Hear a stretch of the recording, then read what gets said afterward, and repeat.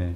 그 조금 전에 그 김성훈 경호차장 이야기를 하셨는데요. 잘 아시는 것처럼 그 경찰이 구속영장을 신청했는데 검찰이 예. 세 차례 기각을 했어요. 예, 예. 근데 이번에 이제 그 뒤에 이제 영장심의위원회가 이제 영장 청구가 타당하다라고 예. 해서 검찰이 마지못해 손을 예. 들어줬는데 결국 그 핵심은 비화폰이죠. 아까 말씀하신 그렇죠. 것처럼 예. 그러니까 비화폰 때문에 지금 윤석열이를 왜 풀어줬겠냐라는 걸 예. 따져보면 아까 그 설명이 좀 빠졌네요. 보니까 그 돌아가서 이제 증거인멸해라 이거 아니겠어요. 예, 예. 그리고 최대한 그 검찰이 살아야지 당신도 산다 뭐 이런 식의 지들끼리의 텔레파시가 통했는지는 모르겠는데 어떻든 김성훈이가 했던 역할이 계속 증거를 인멸하는 쪽이었잖아요. 비화폰 서버를 지워라. 무슨 뭐 또 인사고과를 손을 대가지고 그 친위부대들을 승진시켜야 된다. 뭐 이런 짓들을 계속 벌이고 있었잖아요. 그 와중에 그 전에 또 윤석열 체포영장 집행 과정에서 이제 그 방해를 한 거, 이런 여러 가지 범죄가 있었는데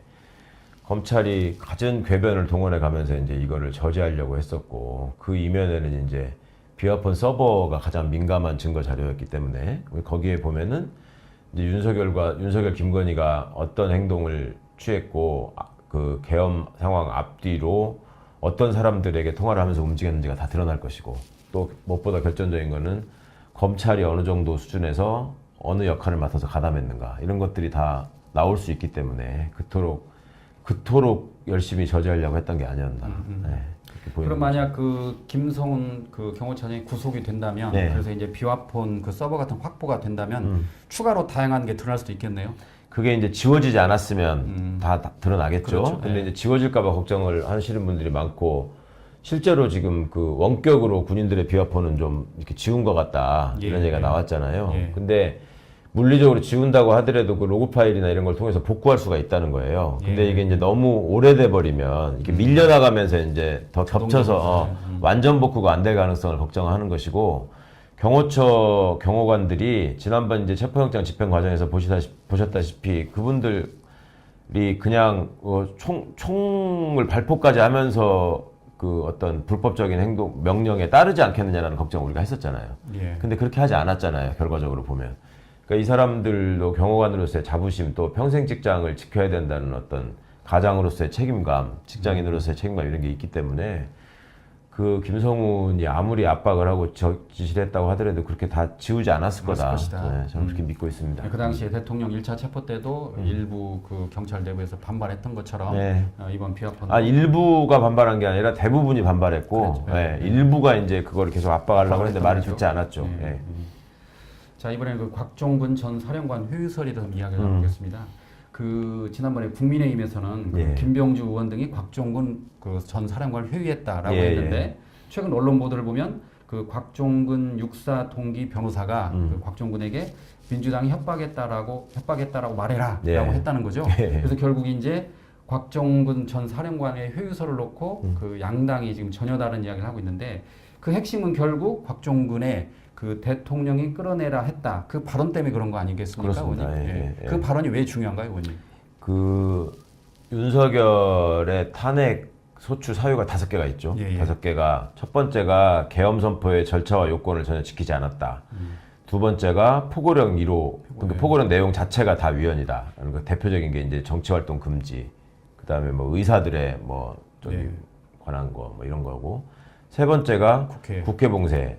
봉쇄, 예. 그 다음에 네 번째가 선관위 선관위. 장악. 예. 그 다음에 5번째가 정치인 등 유력인사 체포. 예. 그러면 이게 이 중에 하나만 돼도 지금 이제 파면이 되는 건데, 하나만 해당돼도 파면이 되는 건데, 특히 이제 이 국회를 봉쇄해 가지고 국회 개엄에 관한 심의 의결권을 그 제한하려고 완전히 박탈하려고 했다. 이것이 명백한 위헌이기 때문에 윤석열 쪽에서도 그거를 무슨 요원이네 뭐 인원이네 하는 그 말 같지 않은 소리, 그 다음에 뭐 체포를 절대 지시한 바 없다는 윤석열의 그 단호한 궤변 뭐 이런 것들이 거기에 지금 다 집중이 되어 있는 건데, 그만큼 이제 그게 중범죄고 중대한 사실관계라는 걸 아는 거죠, 예. 기자들이. 예. 그러니까 이제 그렇게 얘기를 하는 거고, 어떻게든 그 부분에 대해서 이제 가장 명확하게 지시를 받고 전달한 사람이 곽종근이잖아요. 근데 예. 곽종근 사령관의 증언이 너무 명확하다 보니까 불안하고 초조한 거예요. 그러다 보니까 이제 그 배우자한테 전화를 했다는 거잖아요. 배우자한테. 예. 그렇죠. 그러니까 이제 부인도 아니 죄를 지었으면 벌 받아야지 무슨 소리냐. 그 전에 곽종근 사령관한테 여러 번 회유 시도를 했지 않습니까? 근데 예. 곽종근 사령관이 분명히 나는 들었고 분명히 말했다. 그러니까 처음에는 내가 좀 다 얘기하는 게 좀 그래서 망설였지만 결국은 다 말씀드린다 이런 거였잖아요. 예. 굉장히 그거를 탄핵하고 뒤집을 만한 지금 증거가 없기 때문에 본인들도 이제 파면을 예상하고 하는 짓이라고 보시면 될 것 같습니다. 그렇군요. 결국 그 곽종근 사령관의 그 대통령이 끌어내라고 했다. 그 발언이 그만큼 중요하기 때문에 그렇죠. 결국 그 저기 뭐 국힘도 이제 김병주 의원이 효유했다고 말하는 것이고 또 이번에는 또 육사 동기 변호사가 이제 민주당은 믿을 게 못 된다라고 예. 이렇게 부인을 통해서 효유했다. 뭐 그렇게 봐야 되겠죠. 자, 이건 최근 언론 보도인데 그 1, 2, 3 비상계엄을 앞두고 시체를 담은 종이관 1,000개 대량 구입 예. 그리고 시신을 임시 보관하는 영연백 3,000개 구입. 저도 깜짝 놀랐는데요. 진짜 깜짝 놀랐죠. 저 깜짝 놀랐습니다. 많은 시민들이 충격을 네. 받으셨더라고요. SNS도 보니까. 네. 야 이게 뭐 이게 군대가 뭐라고 변명을 하던데 예? 그 내용을 보니까요. 군은 이에 대해서 종이관은 실효성이 없어 중단을 했고 영연백은 비상계엄과 무관하다라고 말했다는 겁니다. 그러니까 훈련 대비용으로 뭐 네. 그거를 뭐 체크를 해본 거고 네. 종이관은 네. 뭐 그 저기 영연백은 원래 그 계획에 반영해가지고 준비하던 거다. 네. 근데 왜 숫자가 그렇게 급증했느냐 네. 이거에 대해서 설명을 해야 되는 건데 네. 그리고 왜 하필 그때냐 이런 건데 일단은 지금 전면 부인으로 나왔는데 이거를 그냥 알 수 있는 방법이 없잖아요. 애초에 이 얘기를 들었던, 그러니까 그 종이관을 주문 받았던 분들이 그 카카오톡 대화를 해가지고 그걸 그대로 이제 보내드렸더만 예. 이제 거기에 이제 명확하게 나와 있어서 이거를 빨리 수사를 통해서 확인을 해야 될 부분인 것 같고 뭐 2군단 군무원이라고 신원까지 지금 다 특정됐잖아요. 예.